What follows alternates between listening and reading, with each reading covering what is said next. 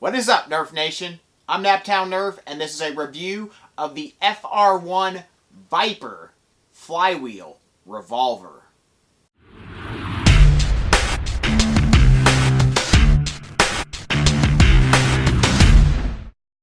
Alright, you guys, so we are going to build the brand new VIPER, which is a new 3D printed blaster out on Thingiverse. It is a revolver that uses these micro flywheels, which is really cool. I have not done a build with the micro flywheels yet, so I'm pretty excited to use these. There's two different companies that make these flywheels. This is Flywheel of the World and Night Owl Nerf. Both quality flywheels from what I understand. These might be a tad bit higher crush. I think I'm actually going to use these for this build as the color scheme kind of fits with it a little bit better, but I'm not even sure we'll be able to see either of them, so it's probably irrelevant, but these red ones are just too cool not to find a way to show those off in some sort of build. This is a pretty cool new blaster. It's a 8-shot revolver, which is pretty awesome. You can print multiple of these and swap them in and out, which is pretty darn cool. But nevertheless, let's go ahead and put this thing together and see what we got. Alright, you guys, so I think I have this thing together and hopefully it will work once I tighten everything up, but we will see soon enough. I just wanted to go over a few things because there's some things that are a little difficult about putting this together. First off, I just used mainly screws from like a Strife, that size Nerf screw for most of the parts. The ones that hold on the doors here, it's nice to use the shorter versions for those, so like the hammer shot or the tactical rail screws for that size, so it doesn't interfere with your switch. The screw for the switch, I actually used an M3 screw that's about 14 millimeters long or so. I had to cut it down. The one I had was too long, but I had to cut it down to fit. I tried a long shot screw, but that's not long enough. The pins are 3 millimeter pins, and I found that a hammer shot pin is the perfect size, and then I just cut it down with my Dremel. You'll probably need 2 of those to do the 3 different pins. So there's one that goes through here, and I actually found another pin that I don't know what it came from, probably a jam door or something, but most jam doors like the Strife are too thin, so most of the pins I had didn't work, but I did finally find a 3 millimeter pin and cut it down and work. So that's one solution. There may be other options. I'm sure there are. If people find other 3 millimeter pins out of other blasters, you can leave it down in the comment section. But yeah, mostly everything was sourced out of blasters, so that's pretty good. In terms of the springs, I'm not sure where this spring came from. I just found it. It came out of some blaster. The spring up here, the compression spring there, came out of actually the cylinder also. There's a spring in there when you pull that out, and that worked really well. And then this came out of, I think, the Home Depot spring box, and I found that in there. But I had to cut it down actually a little bit to get it to work. But hopefully everything works here. The most difficult part of this build was wiring up the motors, because it's very hard to wire up motors when they're not in a cage, and then to have them as close together as they need to be for here.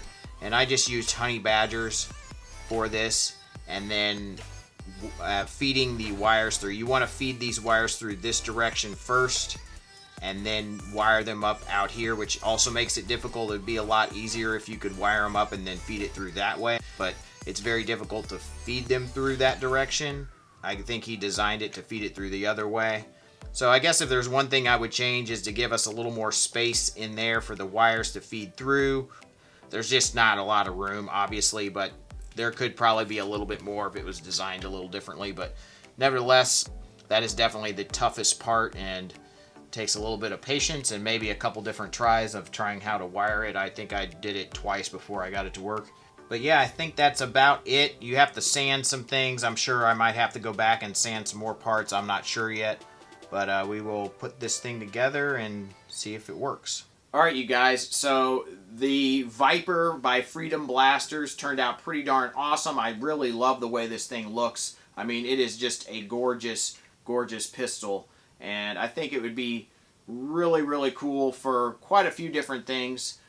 Now, I haven't quite tweaked this to be 100% reliable yet. It's still jamming, not jamming, but rotating poorly a little bit. I did have to sand the top portion here quite a bit to make that a little bit smoother. It is super, super important that this part, this back motor cover, is flush. So make sure that is the case when you're building yours.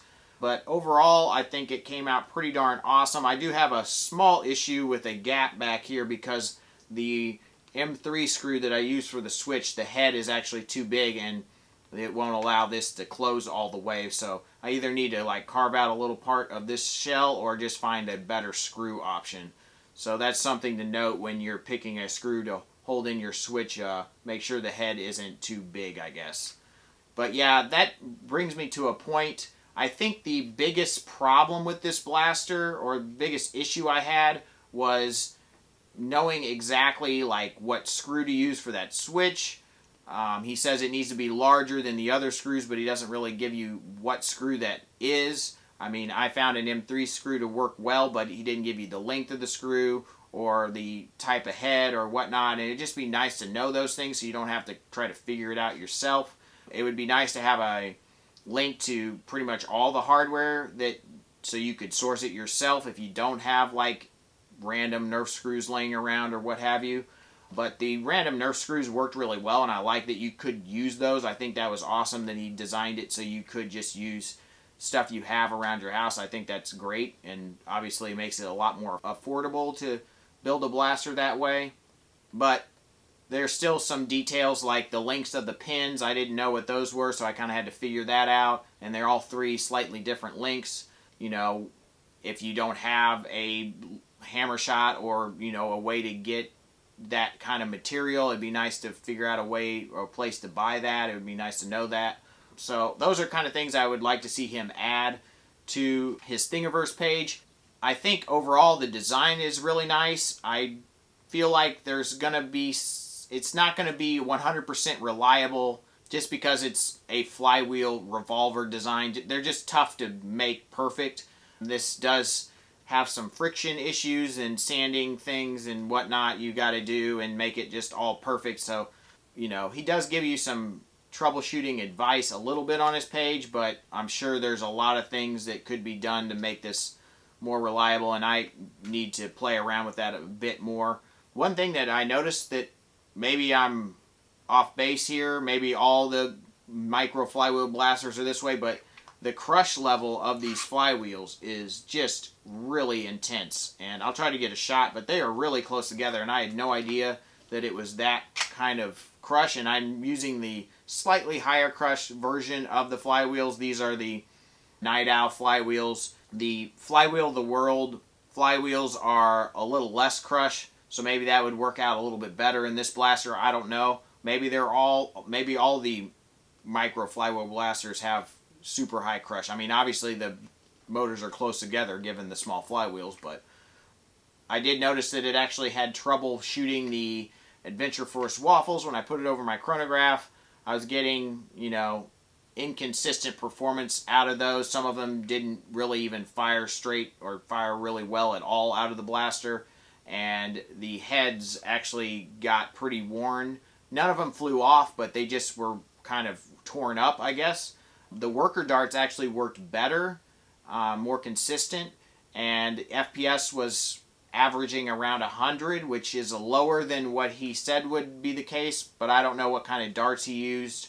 But about 100 or so FPS, you know, I got like a high of 117 and a low of 80, and unfortunately I can't do the firing demo outside because it is raining right now, and I really needed to get this video out to you guys because I'm about ready to head to Maui at the end of the week, and I will be gone for 2 weeks, so videos may be a little sparse, but yeah, really like how this blaster turned out. I think it's really cool, and I hope I can play around with it a little bit more and just iron out some of those details. But overall, it's very comfortable. The grip is more comfortable than I thought it was going to be, given that you put a battery in there. The weight, I really like the weight of the blaster. It is a little bit heavy, but the weight is really, really nice. The only other thing I can think of that I'm a little concerned about is how hot these motors get when you're running this. I wasn't running this for very long, just doing some chronograph testing and firing, but it was really hot and stayed that way for quite a while. So I'm a little concerned about that, especially this being PLA filament. By the way, the filament I used was, I think this is Inland White, I think I went with for this one. And then this is gorgeous blue. The Hi-Fi blue from Protopasta is just amazing. And then I got this new graphite metallic black filament, which is actually from a company called Filament PM, and I ran into them at Nerf, which was a big 3D printing festival up north in Indiana a while back, and I got a sample of this and I really liked it, so I went ahead and bought some. They're actually out of the UK, but shipping wasn't too bad, so yeah, pretty cool stuff. And I actually have a blaster that I will be auctioning off in these exact colors, and why not? I'll give you a sneak peek of that. That will be the PAB right here, and I think that turned out pretty darn sweet, and that will make a pretty awesome primary for somebody. So that will be for auction at my booth at FoamCon at IndWar. So that is coming up real soon, so definitely come check me out if you're going to be there and put a bid in. So I guess I should stop rambling about it and fire it off a few times for you. I do have the graphene 950 milliamp 3S LiPo in here that you can get from out of darts. A really cool LiPo that's awesome for these kinds of builds, so I highly recommend getting one of those if you're planning on building something like this. But let's go ahead and shoot it. So this actually revs with a half trigger pull. It's only, everything works off of one trigger, so you're going to want to pull it just a little bit before firing. Hopefully it cooperates. It's been a little finicky here recently. Well, we lost our first head of the worker dart.